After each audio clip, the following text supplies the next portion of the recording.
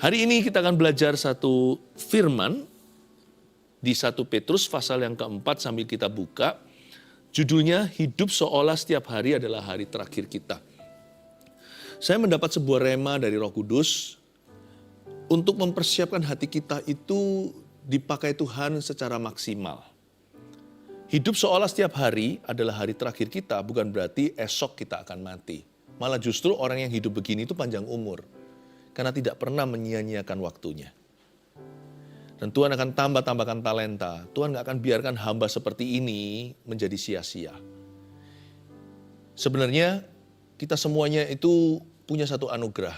Mungkin kita belum punya apa yang kita angankan, kita belum miliki apa yang kita dambakan. Tapi selama kita masih bernafas, jiwa kita di dalam raga, itu kasih karunia tak terhingga, sadari. That the fact that we are alive, faktanya bahwa kita masih hidup, itu nggak boleh dianggap remeh oleh siapapun juga. Jangan dipandang murah. Hidup itu sebuah kesempatan dari Yang Maha Kuasa. Dan Tuhan kita bukanlah teori belaka, Tuhan kita itu Immanuel, Allah beserta. Dan Tuhan siap kok, siap mengerjakan hari itu bersama dengan Anda dan saya.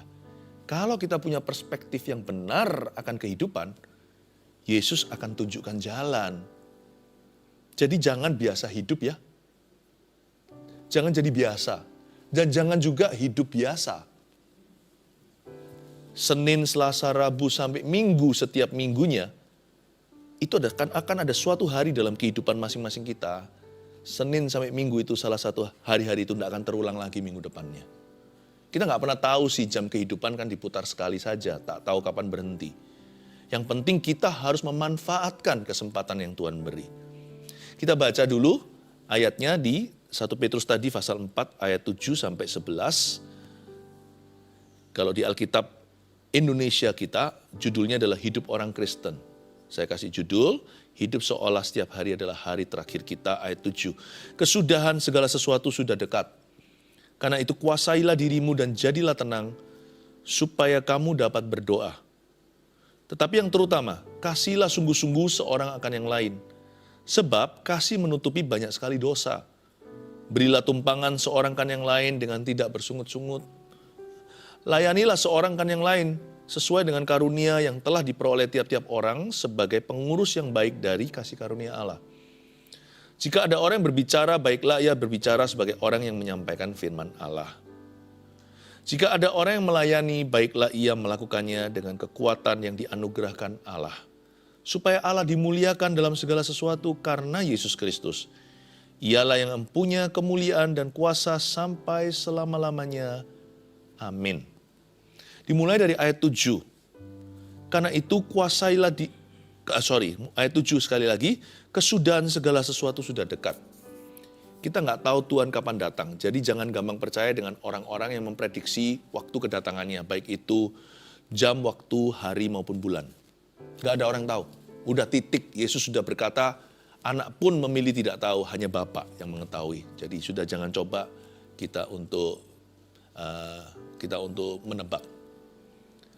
Tapi yang pasti ayat ini bukan hanya bicara tentang kedatangan Tuhan, bahwa kesudahan setiap kita itu sudah dekat, artinya kita semua itu, apapun status kita, apapun cerita hidup kita, setiap manusia itu sangat dekat dengan kesudahan. Kita itu lebih dekat dari kematian daripada yang kita kira. Sadarkah Anda? Hidup kita itu kalau kita bisa pasang stiker di dahi, akan ada tulisan fragile atau pecah belah. Tubuh kita, jiwa kita itu fana. Tapi roh kita itu kekal yang sudah dilahirkan kembali oleh firman Allah. Kesudahan segala sesuatu sudah dekat. Hiduplah setiap hari seolah hari terakhir. Pastikan bahwa iman kita berbuah. Karena itu, sebelum imannya berbuah, ada saran nih. Karena itu kuasailah dirimu dan jadilah tenang. Supaya apa? Supaya kamu dapat berdoa. Saya sadari setiap hari hal pertama yang harus kita bangun, bahkan setiap pagi, pembukaan hari itu harusnya adalah mezbah doa. Kehidupan doa itu harus dibangun dengan sungguh-sungguh, Karena tiap hari sangat mungkin kita bertemu dengan kekekalan. Kita kan nggak pernah tahu, mana ada sih orang yang rencana kalau kalau Allah memanggilnya, kecuali kalau dapat sakit misalnya, sakit yang parah, lalu sudah bisa diprediksi, itu pun kan waktu jamnya kita nggak tahu. Yang pasti sehat atau sakit, semua orang tidak akan pernah menebak kapan hari dia akan bertemu dengan kekekalan. Karena itu jangan bangun sesuatu yang fana, itu nggak akan kita bawa. Tiap hari itu pastikan apapun yang Anda dan saya lakukan, itu ada nilai kekalnya. Dan dari semua yang kita bisa lakukan yang bernilai kekal, ada satu yang pasti kekal sifatnya, yaitu hidup doa. Biasanya sebagai pendeta nih, kalau saya lihat orang udah mau dipanggil Tuhan, misalkan di ranjangnya, itu mereka langsung sibuk sekali. Sibuk apa? Sibuk berdoa. Menyapa yang maha kuasa. Tapi jangan jadi gadis yang bodoh, namun jadilah yang bijaksana.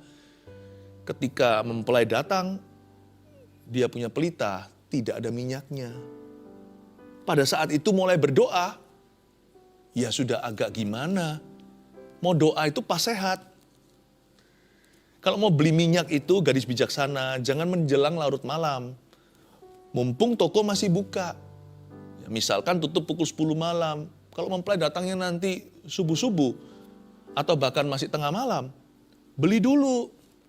Banyak orang nggak ngerti ini, dia bangun semua yang sifatnya harta duniawi atau dia bangun segala sesuatu yang hanya membawa dia sejauh reputasi duniawi. Dia nggak tahu bahwa ujung hidup itu kekekalan. Tapi yang dia bangun malah bukan komunikasi dengan Tuhan. Karena saya tahu bahwa ujung hidup demikian. Saya membuat satu keputusan sejak saya bertobat umur 18. Sebelum saya jadi pendeta, saya sudah bangun dulu hidup doa. Hidup doa itu adalah nafas hidup anak-anak Tuhan. Nafas hidup orang Kristen adalah doa kepada Tuhan Yesus.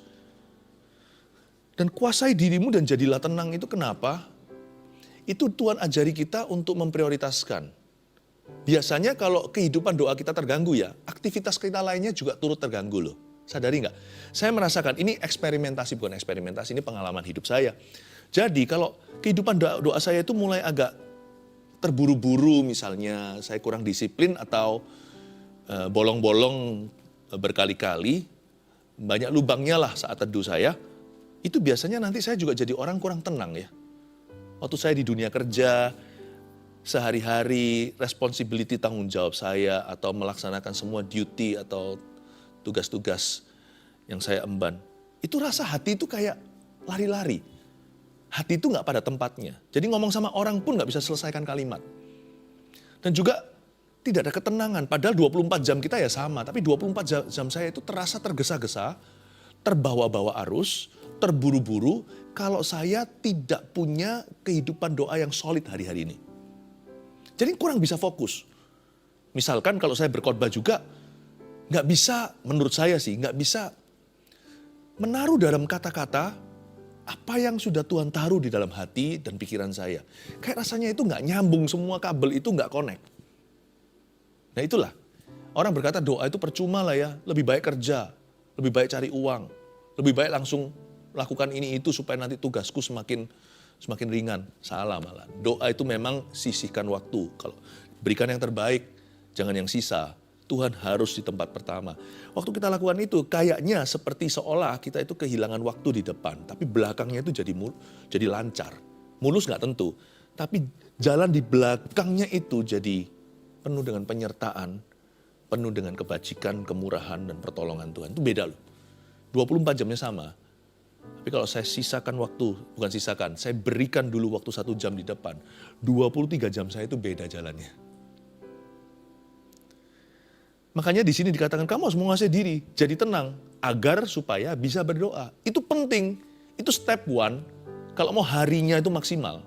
Ya begitulah, kalau mau minggunya maksimal, bulannya maksimal, bahkan tahunnya. Makanya saya nggak berani mulai tahun tanpa doa, akhiri tahun berdoa pula, mulai hari, akhiri hari. Mulai minggu, akhiri minggu. Saya tidak menganggap minggu itu hari ke-7. Saya menganggap minggu saya itu hari ke-1. Saya buka minggu saya itu dengan hari Minggu beribadah. Itu saya buka. Makanya saya nggak berani absen. Bukan karena saya pendeta. Saya pendeta itu kan nanti baru.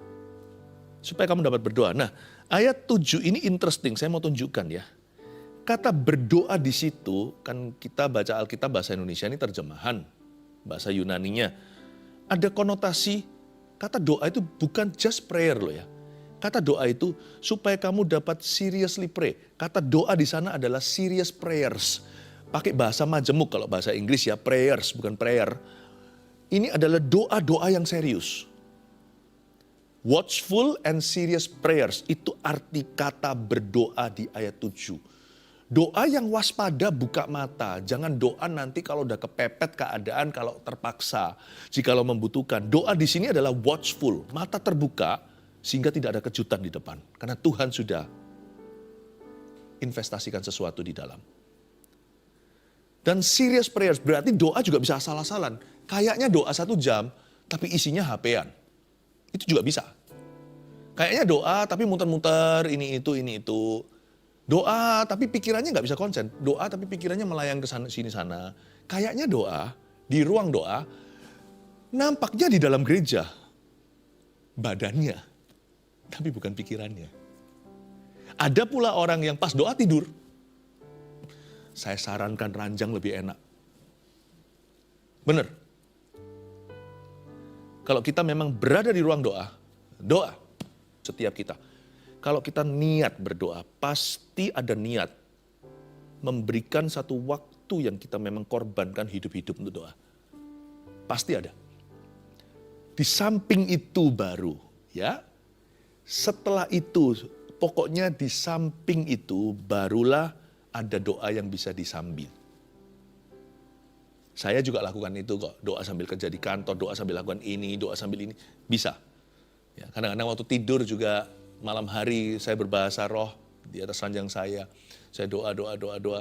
Ya, saya anggap itu doa-doa bonus, doa-doa ekstra. Doa saya khusus itu pagi hari. Yang maksudnya doa serious prayers di sini bukan doa yang disambi. Ini doa yang dikhususkan, consecrated, set apart, dipisahkan, dinasarkan untuk Tuhan. Doa itu waktu itu seperti nasir untuk Tuhan. Itu maksudnya supaya kamu dapat berdoa. Ini bukan yang disambi. Hiduplah setiap hari dengan komitmen ini. Sorry, karena kita tidak tahu kapan, hari mana kita akan mati. Kira-kira nanti ya, kita itu kalau dipanggil angkanya, kalau Tuhan nggak datang, dalam waktu masa hidup kita sekarang, kalau Tuhan datangnya masih nanti, tapi kita yang duluan terpanggil, harimu hari apa ya? Senin? Selasa? Rabu? Kamis? Jumat? Sabtu, Minggu? Nggak jauh. 1 dari 7 hari ini, salah satu hari itu, angka kita dipanggil. Nomor kita dipanggil. Saya nggak tahu. Saya nggak tahu nanti hariku apa. Makanya saya hargai tiap hari adalah harinya. I need to pray every day. Every hour, setiap jamku perlukan seperti lagu himnal itu. Jadi firman ini menghibur hati, sejuk di dada, bukan untuk menakuti. Firman ini perlu didengarkan, bukan orang ingin mendengarkan ini. Saya tidak menyampaikan apa yang telinga ingin dengar, tapi apa yang perlu didengarkan. Saya rasa keluarga Anda pun mungkin gak akan tega ngomong begini.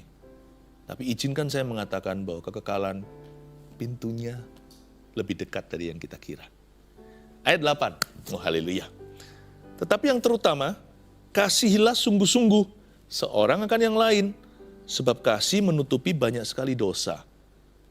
Ayat 8. Kalau kita harus doa sungguh-sungguh tiap hari, gak kalah penting dari itu setelah kita keluar dari ruang doa kita adalah kita harus belajar mengasihi setiap orang di hidup kita dengan sungguh-sungguh pula. Dan dengan segenap hati. Tetapi yang terutama loh. Petrus berkata ini yang paling penting sebelum aktivitas lainnya, job deskripsi. Nomor 1 ini adalah tugas wahid nomor 1 Kristiani.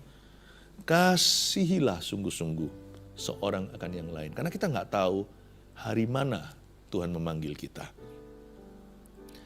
Dan kasihlah sungguh-sungguh seorang akan yang lain dengan catatan kasih itu menutupi banyak sekali dosa. Bukan hanya I love you, Tapi kata I love you bisa dilanjutkan jika perlu dengan kalimat ini. I forgive you. I love you itu bukan titik dalam Tuhan. Aku cinta padamu itu ada koma. Harus siap diisi berikutnya. I forgive you. Aku ampuni kamu. Atau please forgive me. Ampuni saya. Dua sisi sih. Gak pernah itu sepihak. Kasih menutupi banyak dosa. Maksudnya kalau kamu mengasihi itu, kasihlah sungguh-sungguh sampai be ready to forgive, sampai siap untuk mengampuni. Itu berarti small to big offenses, pelanggaran kecil sampai pelanggaran besar. Baik itu mengampuni atau diampuni. Makanya itu kata I love you tidak bisa komplit karena kita ini manusia, orang berdosa. I love you itu koma. Kita juga harus siap bukan hanya berkata I forgive you atau please forgive me, tapi kita juga harus siap untuk ngomong begini. I'm sorry. Selama kita masih bisa mati, harus tercetus kalimat ini kepada seseorang. Karena kita ini gak sempurna, kita pasti pernah melukai. Sengaja atau tidak sengaja. Selama kita masih bisa mati, kata I'm sorry jangan sampai sirna dari mulut Anda dan mulut saya. Karena kita butuh mengucapkan itu, tidak sembarang orang dikit-dikit sorry, tapi kepada orang yang perlu mendengarnya, kita harus mengumandangkannya. Hiduplah tiap hari mengasihi dengan cara ini. Dan jangan mendendam, jangan rencanakan pembalasan. Kalau orang itu hidup setiap hari seolah-olah hari terakhirnya, dia nggak ada waktu untuk merancangkan balas dendam. Karena yang dia rancangkan hanyalah pahala di sorga. Saya nggak punya waktu untuk cari keadilan. Di hidup yang sementara ini, nggak tahu kapan jam kehidupan ini berhenti. Saya tidak punya waktu untuk mencari keadilan dari manusia. Waktu yang tersisa yang saya miliki, entah seberapa panjang atau pendeknya, hanya Allah yang mengetahui. Saya hanya punya waktu dan kesempatan untuk mencari pahala di sorga. Saya tidak mencari keadilan dari dunia, saya mencari pahala di sorga. Misalkan kalau hari ini adalah hari terakhir saya, nanti misalkan, masa mungkin saya bisa rencanakan balas dendam sama musuh saya minggu depan? No, karena saya akan menghadap Tuhan, saya pastikan hari ini saya cari pahala saya di sorga. Sorry, nggak ada waktu untuk musuhan. Itulah. Karena itu seperlunya aja, apapun yang Anda harus lakukan di hidup ini, pastikan visinya jelas. Tapi motivasi kita harus adalah kasih. Karena kita tahu kita akan suatu hari menghadap bos di atas.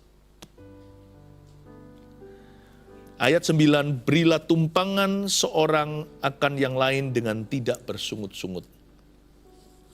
Layanilah seorang kan yang lain sesuai dengan karunia yang telah diperoleh tiap-tiap orang sebagai pengurus yang baik dari kasih karunia Allah.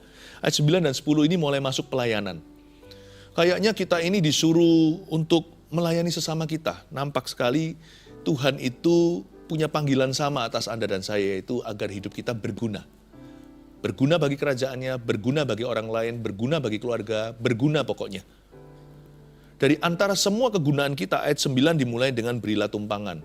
Inilah pekerjaan hospitality. Hospitality itu bukan berarti harus kerja di hotel, restoran. Hospitality itu adalah orang yang hatinya itu suka melayani. Hospitable, itu sebuah kata sifat. Tapi di sini Petrus memberitahu, melayani itu nggak sweet-sweet saja. Melayani itu selalu ada manis pahitnya. Manisnya adalah kita bisa menggunakan talenta karunia kita. Pahitnya adalah melayani itu bisa sangat-sangat menjemukan dan juga bisa sangat mengganggu jadwal dan mengganggu agenda hidup kita. Dan juga bisa bahkan irritating itu apa ya, bisa sangat kalau terjadi kalau tidak mendapatkan sambutan, kalau bertepuk sebelah tangan tidak mendapat sambutan tangan satunya, melayani juga bisa menjadi sebuah tantangan. Melayani juga bisa menjadi sebuah alasan untuk bersungut-sungut. Karena itu Petrus berkata seperti ini, Tiap hari itu selalu ada tantangannya. Jangan sungut. Meskipun orang responi atau tidak meresponi, orang membalas kebaikanmu atau orang tidak membalas kebaikan Anda, tetap layani. Karena setiap harimu itu sudah memiliki panggilan dari Allah Bapa, agar kita itu menggunakan semua talenta dan karunia kita. Layani seorang yang lain karena kamu adalah pengurus yang baik dari kasih karunia Allah. Tidak tergantung dengan reaksi dan respon dunia. Kita melayani karena kita harus melayani. Itulah sebabnya kita nggak boleh muntung, nggak boleh ngambek, kita nggak boleh marah, nggak boleh kecewa. Kita nggak boleh berkata, ya sudahlah, lu nggak mau ya nggak usah. No, apapun respon reaksi orang, hidup kita itu sudah punya panggilan. Pokoknya kalau kita hidup satu hari lagi, kita harus gunakan talenta dan karunia kita untuk membangun sesama kita. Nggak bisa nggak? Nuh coba. Nuh itu panggilannya gitu, bukan hanya sebagai petani. Tapi lewat keahliannya bertani, beternak, Tuhan kasih dia zoo, kasih dia kebun binatang di dalam bahtera. Dia bangun berapa ratus tahun itu bahtera itu. Ada yang respon? Nggak ada. Hanya Nabi Nuh dan istrinya, 3 orang anaknya, 3 orang mantunya masuk dalam bahtera. Sisanya semuanya adalah singa, serangga, reptil. Nggak ada yang meresponi. Tetap Nuh setia beritakan Injil. Waktu altar call tidak ada yang mengangkat tangan, tidak ada yang maju. Kita itu sudah dikurung dengan begitu indahnya. Kita sudah terpanggil, terpilih menjadi pengurus kasih karunia Allah. So don't care, gak peduli. Apa reaksi orang, apakah pohon arah itu ada buahnya. Pohon anggur, apakah ada buahnya. Pohon arah, apakah berbunga. Bagianku adalah Tuhan. Dan Tuhan sudah menyediakan bagian saya. Kasih karuniaku itulah tanggung jawabku pada sorga. Aku harus memberikan semua yang terbaik untuk Tuhan. Jika ada orang yang berbicara, ayat 11, baiklah ia berbicara sebagai orang yang menyampaikan firman Allah. Kalau Tuhan kasih aku mulut, mulutku adalah untuk membangun sesamaku. Kalau Tuhan kasih aku jari, zaman sekarang ini ya, bicara itu nggak tentu hanya dengan mulut loh. Zaman sosial media, bicara itu juga dengan jari. Pastikan bukan hanya kalimat kita, tapi pernyataan-pernyataan kita itu menyenangkan Tuhan. Kalau ada orang berbicara, ya, pastikan sebagai orang yang menyampaikan firman Allah. Kalau punya HP, pastikan jadi berkat untuk orang. Jika ada orang yang melayani, baiklah ia melakukannya dengan kekuatan yang dianugerahkan Allah, supaya Allah dimuliakan dalam segala sesuatu karena Yesus Kristus. Kalau kamu melayani, kata Alkitab, layani dengan kekuatan yang dianugerahkan Allah. Sudah, kalau kita itu diberi kesempatan sama Tuhan tuh, jangan pikir 2 kali. Kalau kita bisa, kalau kita mampu, kalau itu adalah posisi kita yang sah untuk melakukan itu, do your best and nothing less. Lakukan yang terbaik, jangan kurang dari itu. Mengapa? Karena orang yang bisa melayani harus melakukannya dengan kekuatan yang dianugerahkan Allah. Dengan kata lain, kalau kamu mau melayani, firman ini bilang begini, layani dengan segenap kekuatanmu, dengan segenap hatimu. Kalau kita itu punya karunia, curahkan semua. Tiap hari itu bensin kita harus dikosongkan. Banyak orang itu bejananya masih penuh. Pada waktu malam sebelum tidur, dia sebagai hamba yang jahat menyembunyikan talenta di bawah tanah. Apapun alasannya, takut atau ragu dan bimbang, tapi di mata Tuhan, dia adalah hamba yang jahat, tidak bertanggung jawab atas kasih karunia-Nya. Setiap hari kita harus punya pikiran gini, apapun talenta dan karuniaku, harus keluar semua hari ini. Sepanjang selama Tuhan membuka kesempatan, aku harus mencurahkan semua. Bukan hanya karunia yang sifatnya spiritual, tapi talenta-talenta yang sifatnya alamiah. Pokoknya kalau Tuhan buka pintu, kasih saya kesempatan, saya harus curahkan semua. Saya punya goal tiap hari, atau tiap malam waktu saya tidur, saya punya goal. Hari ini, apakah semua talenta karunia yang Tuhan berikan dalam hidup saya, sewaktu kesempatan diberikan, apakah sudah saya curahkan semuanya? Saya tiap pagi duduk di kaki Yesus. Tiap pagi mencari wajah Tuhan itu sebagai bencana hampa lagi. Saya diisi itu fresh tiap pagi. Kita isi bensin berapa lama sekali, mungkin berapa hari sekali, atau bahkan 1 minggu kalau nggak keluar kota atau pergi jauh. Tapi kalau bejana kita, bensin rohani kita harus diisi tiap pagi itu kosong lagi, dipenuhi dari awal. Karena itu setiap hari jangan hemat. Kalau Anda menyembah, sembah Tuhan. Kalau Anda melayani orang, layani orang. Kalau tolong orang sungguh-sungguh. Kalau kerja, kerja beneran. Dan ini berlaku untuk kita dalam dunia kerja, di rumah, di gereja. Kalau melayani itu jangan tanggung, jangan hemat. Jangan ilmunya ditahan. Kalau kita bisa ajari orang untuk jadi lebih baik daripada kita, ajari. Kalau saya dikasih kesempatan bicara dengan para pengkhotbah, sekalipun saya punya khotbah tetap tidak sempurna. Oh jauh. Saya masih harus banyak belajar sama. Tapi kalau dengan yang junior-junior, kalau saya dikasih kesempatan bicara sama mereka, saya akan curahkan semua yang saya tahu. Supaya kalau bisa 10 tahun saya itu dibalap atau sama mereka dalam waktu 10 hari. Kalau mau nolong orang jangan tanggung. Kalau mau ngajarin orang juga jangan tanggung. Kalau mau belajar juga jangan tanggung. Apapun karunia dan talentamu hari ini, kalau Tuhan buka pintu, curahkan semua. Kosongi bejanamu. Besok pagi minta yang baru sama Tuhan, minta diisi lagi oleh Roh Kudus. Itu maksudnya dengan segenap kekuatan dalam segala sesuatu karena Yesus Kristus, sebab Ialah yang punya kemuliaan dan kuasa sampai selama-lamanya. Amin. Ada 3 rangkuman hari ini, 3 poin seperti biasa saya beri. Hidup seolah setiap hari adalah hari terakhir kita. Ini 3 peran kita. 1, tuliskan, setiap hari berdoa dengan sungguh-sungguh. Serious prayers. Oke? Setiap hari berdoa dengan sungguh-sungguh. 2, setiap hari mengasihi dengan segenap hati. Oke? 3, setiap hari memakai semua talenta dan karunia. By the way, yang nomor 3, nggak bisa semua talenta karunia dipakai setiap hari, tergantung kesempatan yang diberi kan. Tergantung kesempatan. Kalau saya bisa memberi nasihat sama orang, tapi orangnya nggak mau dinasihati, ya sudah. Kan bukan saya yang sembunyikan talenta, tapi talenta itu nggak kepake, karena saya tawarkan nggak bisa. Tapi kalau sampai dibuka, jangan Anda dan saya jadi pecundang, lalu kita berkata, malu jangan. Kita tahu kebenaran, orang itu salah, misalkan. Kita punya kuncinya, kita tahu rahasianya, orang itu masih mencari. Demi malu, karena sungkan lah, gimana lah, takut inilah, takut nanti ditolak orang lah, nanti dianggap fanatik lah, atau apalah alasannya. Atau takut nanti akhirnya merusak hubungan lah kalau saya menegur dia, memberikan masukan. Nggak boleh dong. Kalau Tuhan sudah buka pintu, kita nggak pakai talenta kita, itu berarti kita sembunyikan di bawah tanah. Saya jadi orang sama Tuhan itu begini. Pokoknya hari ini Tuhan, take it all. Take it all. Saya curahkan semuanya. Kalau saya curahkan air gitu, dari bejana saya akan curahkan semuanya. Itulah sebabnya saya tidak akan kekurangan apa-apa. Tiap pagi saya diisi. Jangan isi bensinnya sama Yesus, sama Tuhan itu setiap minggu ya, atau setiap bulan. Tiap hari kosongkan, Tuhan akan isi baru. Haleluya.